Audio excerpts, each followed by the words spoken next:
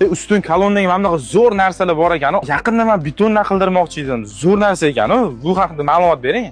Xo'p, aka, buni har xil o'lchamlari mavjud. 100 talik turbadan 50 talik turbalarga ham qo'yib beramiz.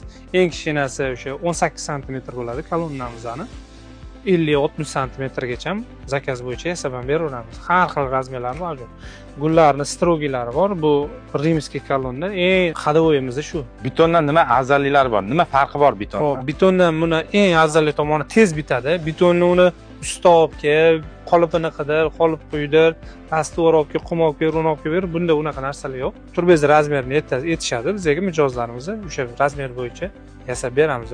Tigi-digitaji tumbalardan chiqib ketmaydigan qilib yasab beramiz. Xullas, sizlar ham ustun koloniyalar shunaqa chiroyli holatga keltirmoqchimisizlar? Mana sizlar zo'r yechim, tez, arzon, eng asosiy sifatli, o'ziga o'lchab, tayyor holatga keltirishadi, o'rnatib olsanglar bo'ladi. Betonga o'xshab quyib, qolib yashash unaqa narsalar yo'q ekan. Aloqa chiqaverasiz pastdagi nomerlarga.